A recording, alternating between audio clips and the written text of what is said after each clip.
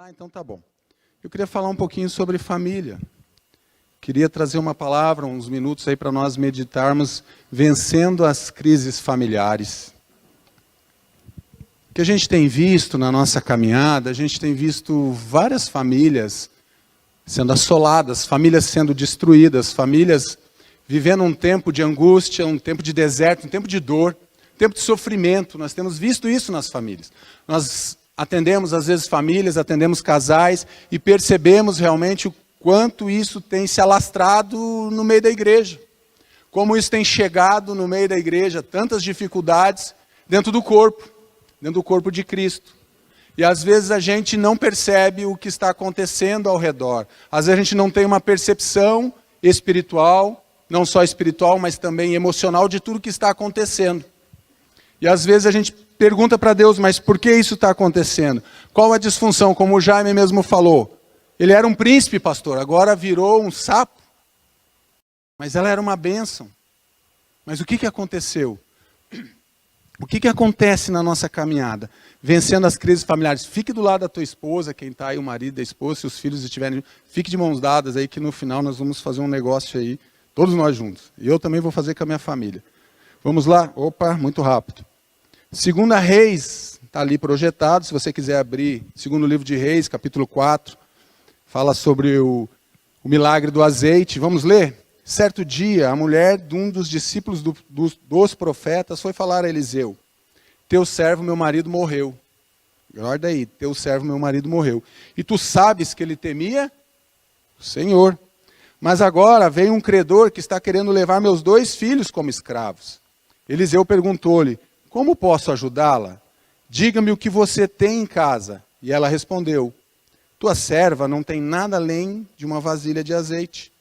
Então disse Eliseu: vá pedir emprestado vasilhas a todos os vizinhos, mas peça muitos. Depois entre em casa com seus filhos e feche a porta. Derrame daquele azeite em cada vasilha e vá separando as que forem se enchendo. Depois disso, ela foi embora, fechou-se em casa com seus filhos e começou a encher as vasilhas que eles lhe traziam.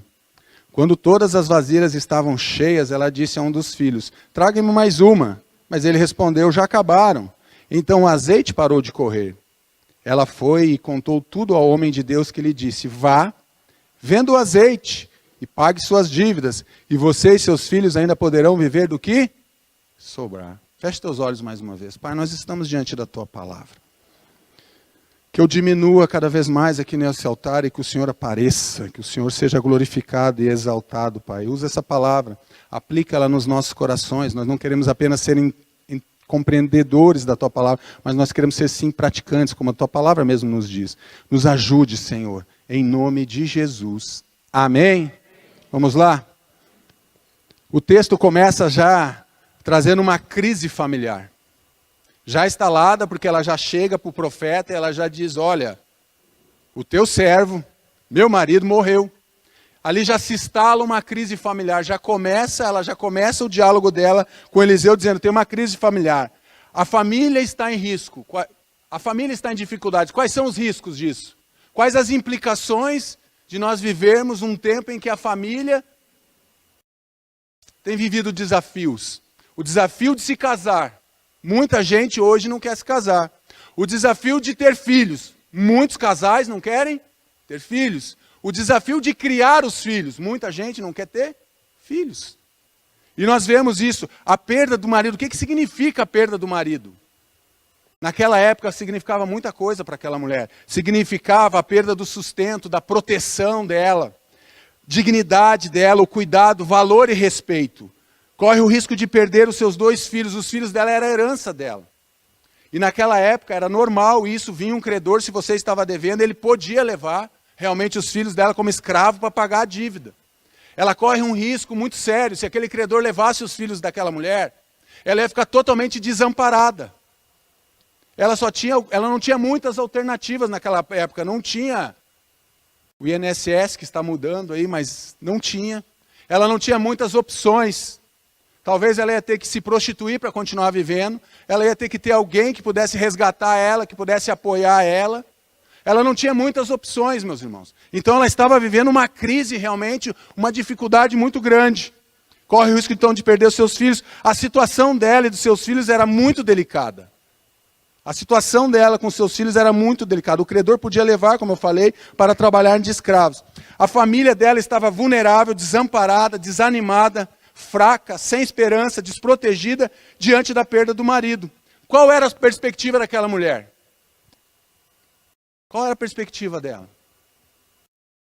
Olhando aos olhos naturais, olhando para os nossos olhos humanos, qual era a perspectiva daquela mulher que perde o marido e que se depara com 2 filhos e agora uma dívida? A Bíblia não fala o tamanho da dívida, mas era uma dívida que ela tinha. Qual a perspectiva dessa viúva? Ela não tinha valor naquela sociedade, ela não era contada. As mulheres eram desprestigiadas. Glória a Deus que isso acabou. Amém, mulherada? Amém? Amém? Se eu me sentir mais confiante agora com esse amém de vocês aí. As mulheres não eram contadas, não eram respeitadas as mulheres. Mas hoje vocês são, graças a Deus. Ainda tem muitos homens que não respeitam e não valorizam as mulheres. Mas isso é outro assunto. Muitas famílias estão vivendo crises. Pode não ser a perda física de alguém, mas estão com outras áreas travadas espiritualmente. Existem muitas famílias. Às vezes a gente atende pessoas que dizem assim: pastor, eu não quero mais esse casamento. Para mim ele não serve, para mim ela não serve, para mim acabou. Às vezes ela não morreu fisicamente, mas nós matamos as pessoas com as nossas palavras e nossas atitudes. Eu não quero mais saber. Qual área da tua vida pode estar travada? Derrotas, fracassos, essas são as rotinas de muitas famílias. Infelizmente a gente vê muitas famílias vivendo uma rotina de fracasso, de derrota. Não vai, o negócio parece que vai, pastor, quando vê, começa tudo de novo. Estou indo, meu emprego, estou bem, agora vou ser promovido. Não, em vez da promoção eu ganho a demissão. E as coisas vão parando na nossa vida. Depressão, pobreza espiritual, financeira, escravidão, pecado, vícios, traições, dores, sofrimentos, adultérios. Observamos esse quadro em muitas famílias. Eu estou falando alguma besteira aí, meus irmãos? Isso está acontecendo. Isso não é fora só da igreja, não, meus irmãos. Isso está acontecendo muito frequentemente dentro das nossas igrejas. Nós que professamos a Jesus Cristo, que confessamos Ele como Senhor e Salvador. Disfunções, brigas, falta de amor, falta de compreensão, que podem acabar trazendo muito sofrimento familiar. Uma família que tinha tudo para fracassar. Pensa numa família que tinha tudo para dar errado. Já tinha dado ali com a perda do marido. O que mais podia acontecer? Uma família que tinha tudo para fracassar. Às vezes a gente olha para a nossa família e diz assim: essa família não vai dar certo. Tem tudo para fracassar. Você já pensou isso com relação à tua família? É uma retórica. Não me responde, não faz assim, nem assim, para não se comprometer. Você já pensou nisso? Talvez você esteja sentado aqui, você já pensou em se separar. Talvez você esteja sentado aqui, talvez você está nos assistindo pela internet, está pensando isso agora. Esse desejo de ir embora, de largar aquela mulher, de largar aquele marido, de largar os filhos, de largar a casa, de abandonar tudo. Talvez você chegou com esse sentimento dentro do teu coração aqui nessa noite, mas eu quero dizer que o Deus da restauração, o Jesus Cristo, o Filho do Deus vivo, está neste lugar. Aquele que restaura casamentos, aquele que nos restaura o nosso relacionamento com Deus, Ele está aqui e Ele quer transformar sim a tua vida. Ele quer transformar sim a tua miséria naquilo que Ele tem para nós vivermos. Uma família que tinha tudo para fracassar. Talvez esta seja a realidade da tua família. Talvez essa seja a realidade da tua família.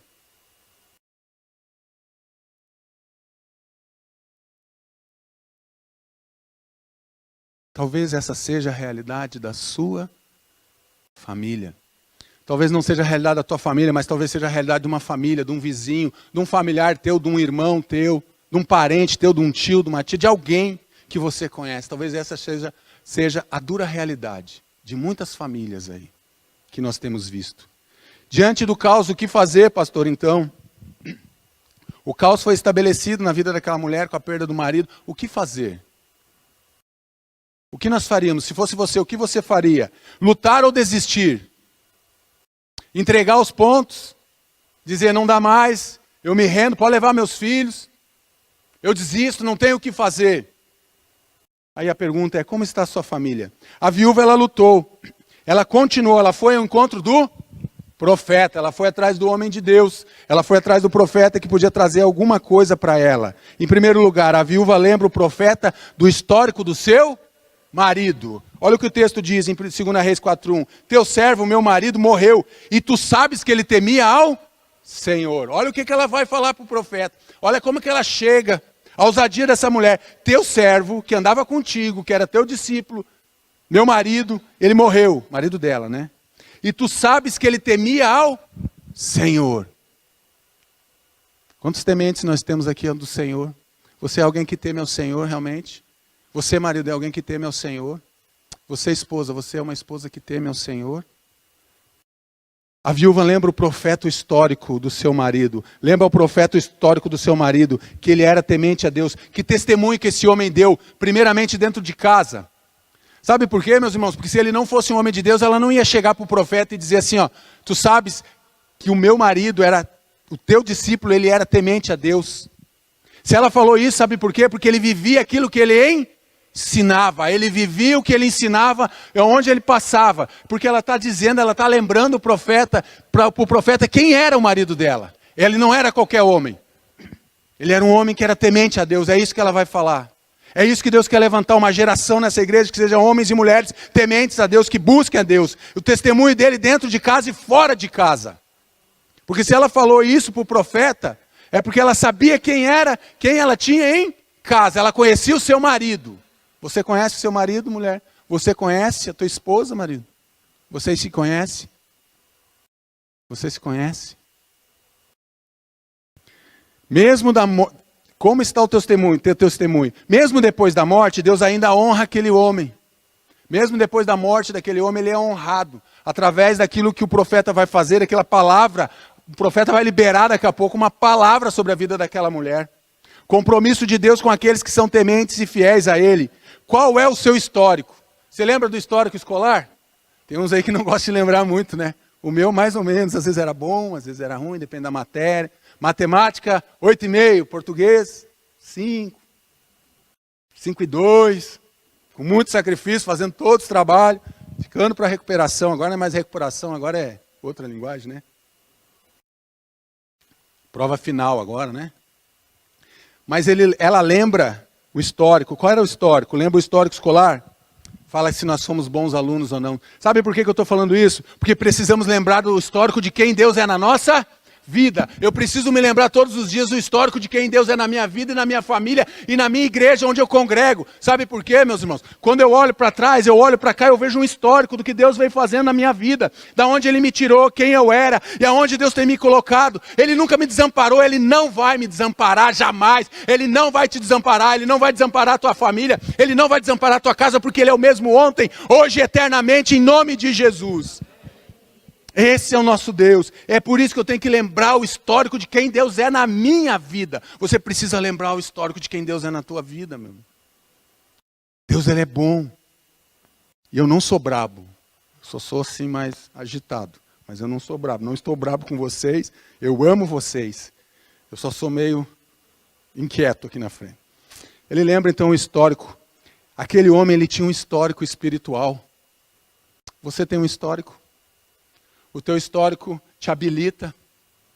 Ou você, quando olha para o teu histórico de quem você é desabilitado? Aquele homem foi habilitado pela própria esposa dele.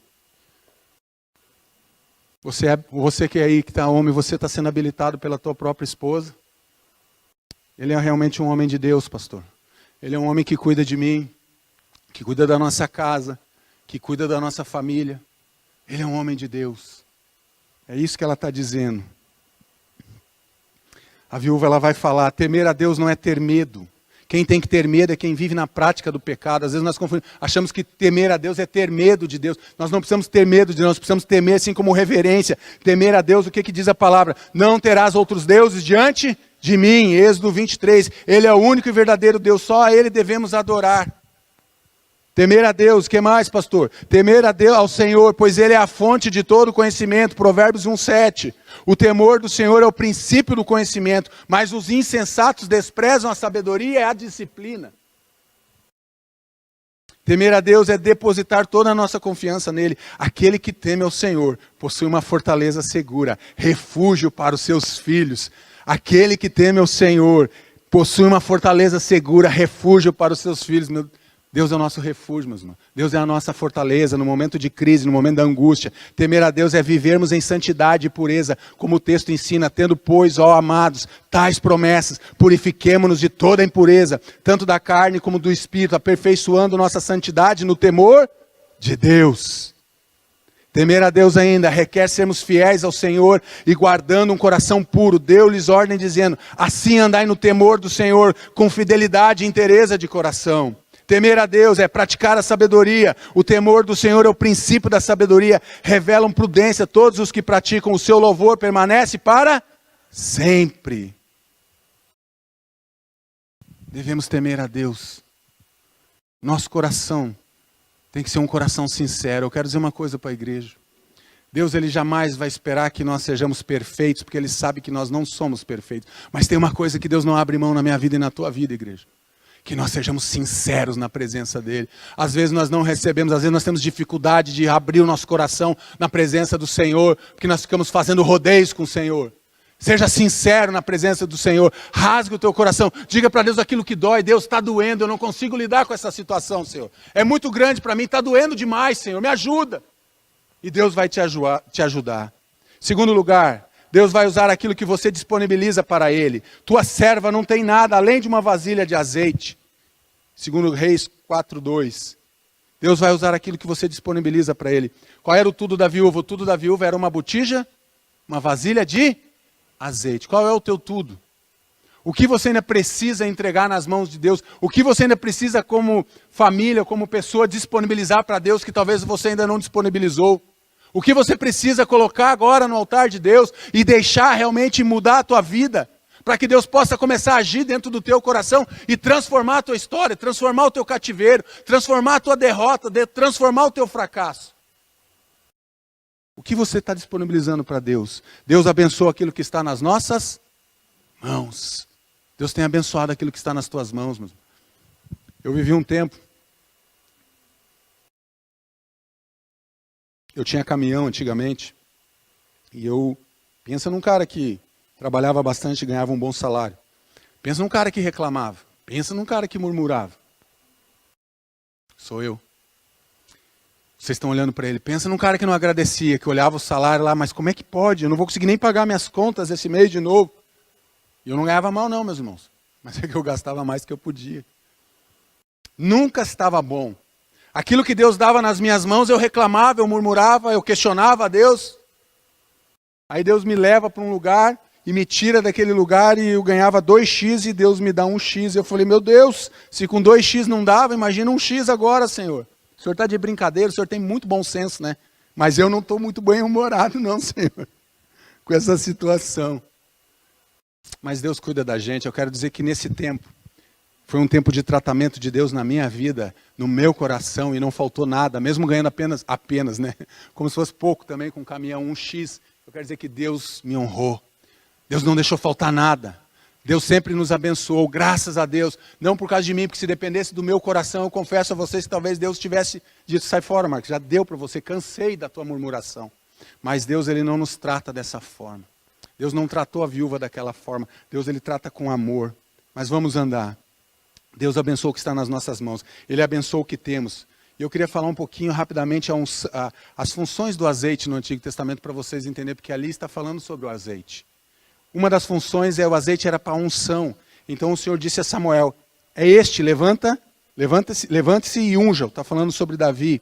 Samuel apanhou o chifre cheio de óleo e ungiu na presença dos seus irmãos. E a partir daquele dia o Espírito do Senhor apoderou-se de Davi. E Samuel voltou para Ramá. 1 Samuel 16:12. O azeite da unção está jorrando na sua casa. O azeite da unção está jorrando na tua casa. Porque se esse azeite está jorrando na tua casa, tua casa tem que ser um lugar de paz, tem que ser um lugar de amor, de salvação, de cura, de libertação, de reconciliação. Esse azeite está jorrando na tua casa. O azeite como alimento. Use no preparo de alimentos. Mas ela respondeu, juro pelo nome do Senhor, o teu Deus, que não tenho nenhum pedaço de pão, só um punhado de farinha num jarro e um pouco de azeite na botija. Você tem se alimentado do puro alimento do céu, que é o Espírito Santo de Deus. Você tem desejado o Espírito Santo, você tem buscado o Espírito Santo. Eu sei que eu estou numa igreja batista, e muitas vezes, por muitos anos, nós não entendemos a ação do Espírito Santo nas nossas vidas. Mas isso também não é assunto para hoje. Mas hoje nós entendemos que o Espírito Santo é Deus, que Ele se manifesta, que Ele quer liberdade, que Ele quer agir, que Ele quer fluir nos dons dEle, capacitação para as nossas vidas, para abençoar esse povo, para abençoar essas famílias que estão sofrendo aí fora. E o azeite para salvação também, esse eu peguei no Google mesmo, tá ali, antes da sua prisão. O Google trouxe uma coisa muito legal e muito interessante. Antes da sua prisão, Jesus passou momentos agonizando no Getsêmani, ou Jardim das Oliveiras, situado nos arredores da Jerusalém antiga. O nome Getsêmani significa lagar do azeite. A escolha do local trazia com exatidão o que estava acontecendo com Jesus momentos antes de ser crucificado, quando ele ia ser sacrificado e esmagado como uma azeitona, para tirar o quê? O puro azeite, né? A fim que a humanidade pudesse receber o Espírito Santo em seus corações. Olha o sofrimento de Jesus. Jesus foi esmagado, realmente, é isso que o texto diz, e a palavra vai dizer isso, que ele foi transpassado, esmagado. Vamos ver o texto? Isaías, né? Certamente ele tomou sobre si as nossas enfermidades, e sobre si levou as nossas doenças. Contudo, nós o consideramos castigado por Deus atingido e afligido, mas ele foi transpassado por causa das nossas transgressões, ele foi esmagado por causa das nossas iniquidades, e o castigo que nos trouxe a paz estava sobre ele, pelas suas pisaduras nós somos sarados. Sarados, meu irmão, você é sarado pela pisadura de Jesus. Jesus já sofreu, Jesus já levou tudo na cruz, e ele está dizendo que ele já foi esmagado por mim e por você. Mas nós precisamos entender o sacrifício de Jesus nas nossas vidas, e o sacrifício que ele fez para reconciliar a nossa vida com Deus, reconciliar a nossa família, a nossa casa, a nossa história. O que o azeite representa? O azeite representa o Espírito Santo. O que ele fez? Ele nos ungiu, ele é o nosso alimento, ele é a nossa salvação. Jesus já entrou na tua casa, meu irmão, Jesus já é o salvador da tua vida. Ele já mudou, ele já entrou com essa unção da salvação. O Espírito Santo já jorra na tua casa, trazendo a salvação para você e para aqueles que você ama. O azeite da salvação já chegou na sua casa. O que você tem disponibilizado para Deus? O que você tem disponibilizado para Deus? Às vezes o que nós oferecemos a Deus é aquilo que nós não queremos. Lembra de Caim e Abel? Se você proceder bem, você não vai ser aceito.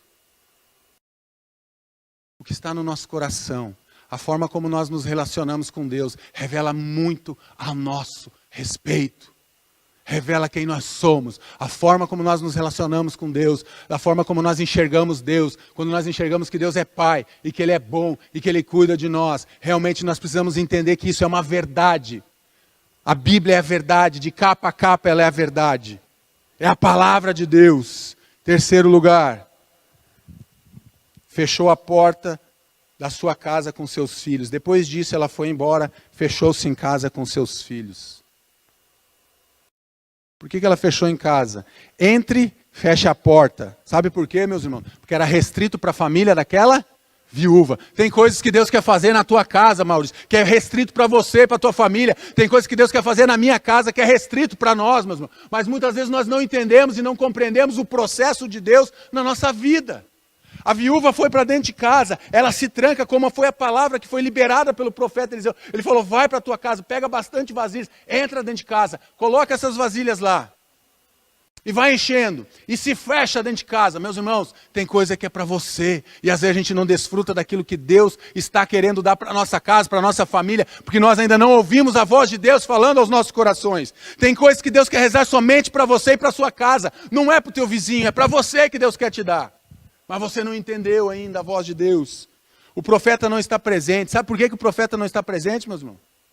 Está escrito ali, né? Sabe por que o profeta não está presente?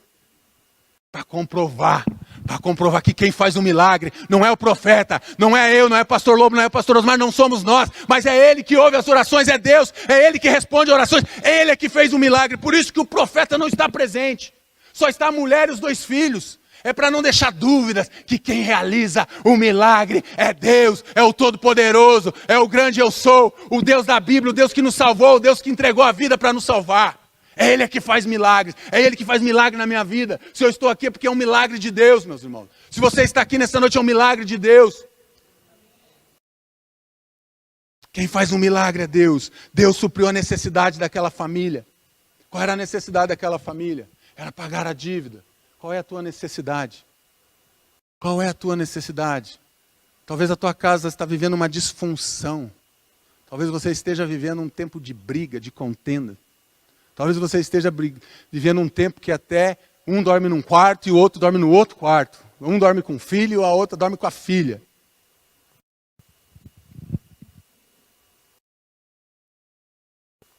Quero dizer que se isso está acontecendo, Deus não está feliz com você.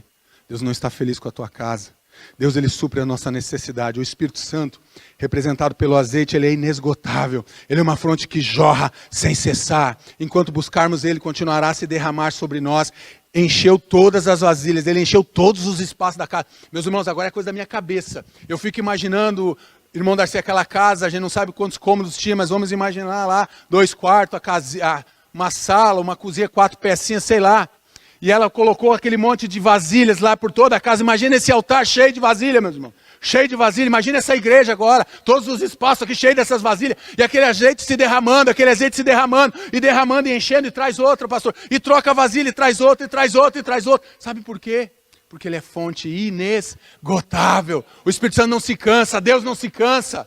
Deus, Ele não se fadiga, Ele é inesgotável. Ele quer nos abençoar, Ele quer cuidar das nossas vidas, Ele quer cuidar da nossa casa. Ele quer cuidar de você. Ele quer cuidar da tua família. Entregue tudo nas mãos do Senhor. Enquanto buscarmos Ele, Ele continuar a se derramar ou derramar-se-á sobre nós. Encheu todas as vasilhas e todo o espaço daquela casa. Casa é um lugar de cuidado, de proteção, de amor, de intimidade, de abrigo. A tua casa é tudo isso? Vou repetir, a nossa casa, a casa é um lugar de cuidado, é um lugar de proteção, é um lugar de amor, é um lugar de intimidade, é um lugar de abrigo. Sua casa é este lugar? O azeite só cessou quando terminaram as vasilhas, pois aquele que Deus enviou. Fala as palavras de Deus. Vamos falar junto ali, porque Ele dá. Para ensaio foi bom, vamos lá, porque Ele... Meus irmãos, Deus quer derramar o Espírito Santo dele sem limitações. Meu irmão, quem limita? Quem que limita o Espírito Santo? São as vasilhas. Acabou as vasilhas, parou de jorrar o azeite. O que tem a ver? Ali, tem vasilhas que cabe 1 litro, tem vasilhas que é 20 litros. Quem limita a ação do Espírito Santo sobre nós, quer dizer, as vasilhas é que limitam a ação do Espírito Santo. Ele continua sendo derramado. Ele continua se derramando.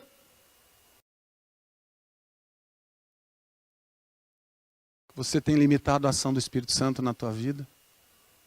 Você tem limitado a ação do Espírito Santo na tua vida? Quem diz até onde Ele pode ir é você, sou eu. Somos nós que dizemos ao Espírito Santo, até aqui tudo bem. Ele quer se manifestar na igreja. Ele quer manifestar na tua casa. Ele quer se manifestar no teu trabalho. Ele quer se manifestar na tua vida mesmo. O Espírito Santo, Ele não vai se cansar. Ele quer jorrar o azeite. Esse copo estava cheio d'água. Ele continua cheio d'água, meus irmãos? Continua? Ele continua cheio d'água? Se não encher de novo, ele vai acabar a água. Eu vou tomar mais um gole e acabou a água. E assim é na nossa vida. Nós queremos viver sem buscar, muitas vezes, a ação do Espírito Santo. Muitas vezes queremos fazer a obra de Deus sem a ação do Espírito Santo nas nossas vidas. Nós limitamos a ação do Espírito Santo na nossa vida. Estamos indo para o final. O que o azeite representa para aquela viúva? Para a viúva, o azeite representa a continuidade da vida e da sua família, da sua casa. O que o azeite representa para você? O que o azeite representa para a tua família? O que o azeite representa para a tua casa? O que o azeite representa para você? Você já se perguntou? o que ele representa realmente para você. Para aquela viúva, ela representava a continuidade da vida e da família dela. Nós somos as vasilhas e o azeite é o Espírito Santo. A fonte está dentro de nós jorrando e ela é inesgotável. A fonte está jorrando dentro de nós, o Espírito Santo. A diferença é que hoje nós temos, 1 Coríntios 6,19 vai dizer, olha, não entristeçais o Espírito Santo de Deus, não. Nós somos templo do Espírito Santo. Não sabeis vós que os vossos corpos não são mais de vocês? Que o Espírito Santo de Deus habita dentro de vocês? O Espírito Santo habita dentro de nós. Mas como esse copo que está ficando sem água, nós podemos...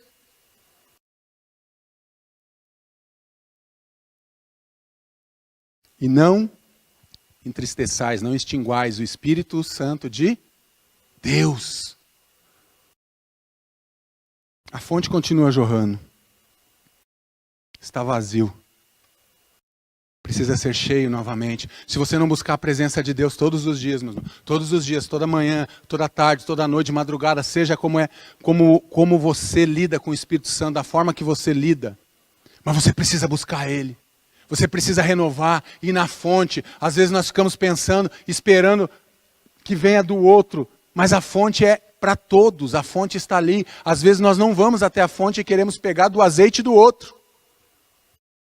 Não, eu me contento em pegar o azeite do não, meu irmão. Se contente de ir direto na fonte. O azeite está lá para você, está para mim, está para cada um de nós. O azeite é o Espírito Santo de Deus.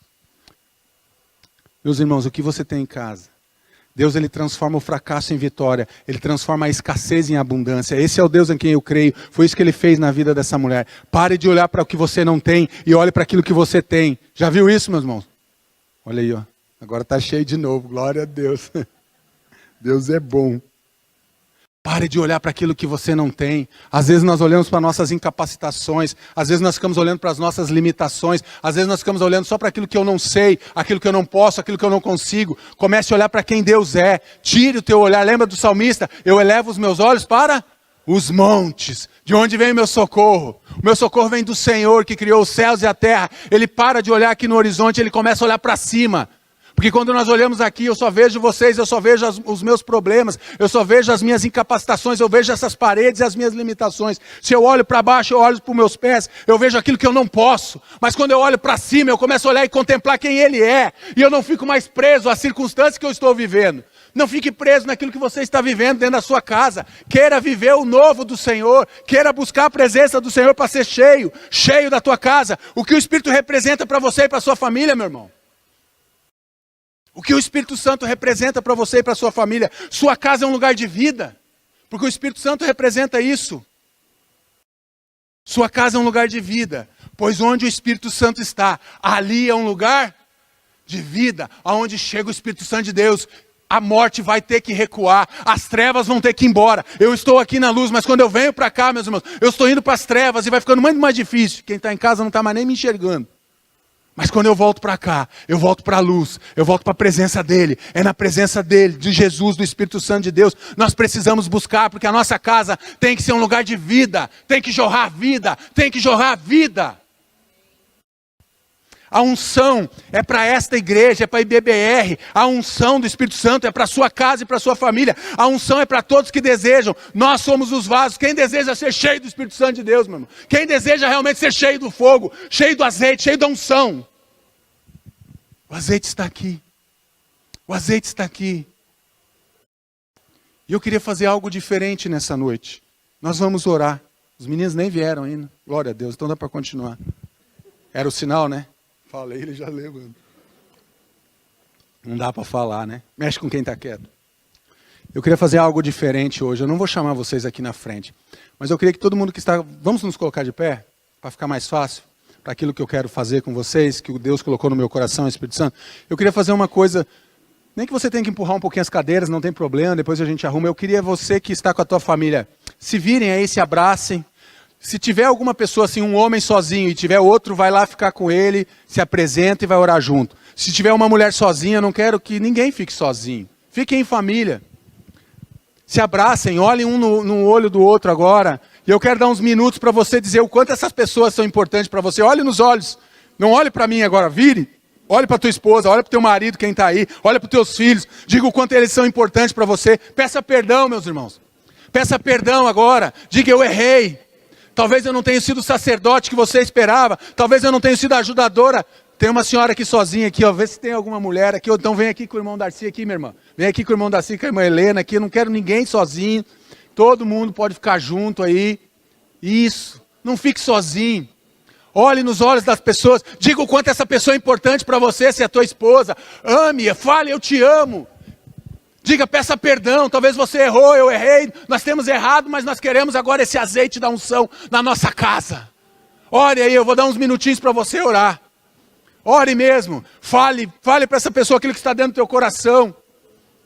Diga para essas pessoas o quanto elas são importantes para você. Se tiver que pedir perdão de joelho, peça, meu irmão. Se tiver que abraçar, abrace, mas faça algo. Peça para que o azeite comece a ser derramado na tua casa. Diga, se a nossa casa não foi um lugar de vida, vai ser a partir de agora. Se a nossa casa não foi um lugar de azeite, de unção, de manifestação do Senhor, de manifestação do poder do Espírito Santo, agora vai ser. Diga para Deus. Abre o teu coração, meus irmãos. Deus quer ouvir a tua voz, Ele não quer ouvir a voz do pastor, não. Eu já falei demais. Ele quer ouvir a tua voz. Se derrame na presença dEle.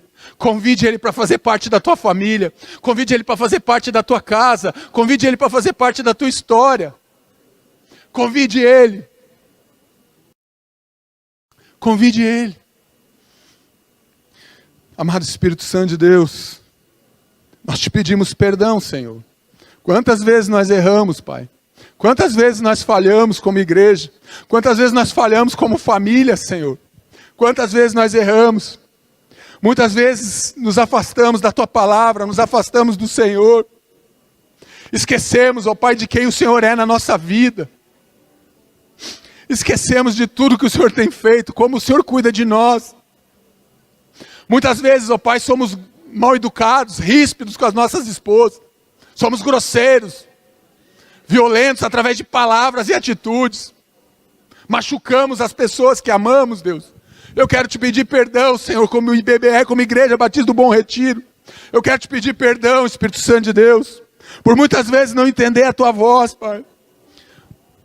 Mas nós queremos, na autoridade do nome de Jesus, Pai, liberar uma palavra profética de bênção, de restauração, Pai, de recomeço na nossa casa, na nossa história, na nossa família, Senhor. Recomeça, Pai. Escreve uma nova história, Senhor. Aquela história de fracasso, Pai, cesse em nome de Jesus e comece um novo tempo na nossa casa, na nossa família. O tempo do jorrar do azeite, da unção fresca do Senhor sobre a nossa casa e sobre a nossa família. Senhor, nos ajude, Senhor, a cumprirmos o nosso papel. Que a nossa casa seja um lugar de esperança, Senhor. Que a nossa casa seja um lugar de salvação. Que a nossa casa seja um lugar de aconchego. Que a nossa casa seja um lugar de paz. Seja um lugar de harmonia. Seja um lugar de vida, Pai. Que a nossa casa possa ser um lugar de vida. Que a nossa casa seja um lugar de vida. Em nome de Jesus, Pai. Nós queremos isso, Pai. Nós desejamos ardentemente viver isso dentro das nossas famílias, Pai. Nós não queremos mais vivendo famílias totalmente com disfunções, Pai. Famílias, ó Pai, arrebentadas, famílias destruídas. Famílias sem esperança. Não, Pai. Senhor, essa mesma unção, Pai, nós queremos liberar sobre essas famílias que nos assistem pela internet também, Pai. Eu sei que tem pessoas lá que estão vivendo essa disfunção, Senhor. Famílias que estão destruídas também, que nos assistem em casa. Espírito Santo de Deus, o mesmo Espírito que está aqui, soprando aqui, sopre nessas casas, ó Pai. Que haja reconciliação, Senhor. Que haja reconciliação dos pais para com os filhos, dos filhos para com os pais. Marido para com a esposa, que haja reconciliação do Senhor, Pai. Nós liberamos uma palavra de reconciliação nessa noite aqui, nesse altar.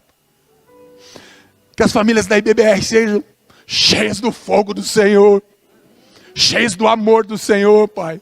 Aonde nós andarmos, possamos levar o Teu amor, Senhor. Possamos levar a Tua esperança, Senhor. Possamos levar a Tua salvação, a Tua cura, Senhor. Nos ajude, Espírito Santo de Deus, a cumprir, Senhor, nosso chamado, a nossa vocação. Nos ajude, Senhor, a cuidar das nossas casas, a cuidar da nossa herança, Senhor. Nos ajude a cuidar da nossa herança, que o Senhor deu nas nossas mãos, Pai. Que possamos ser sacerdotes, homens cheios do Senhor, que dê a direção, que amem, que cuide das nossas famílias, das nossas esposas, dos nossos filhos. Que as esposas sejam cheias do Senhor, que sejam ajudadoras idôneas dos seus maridos, Pai.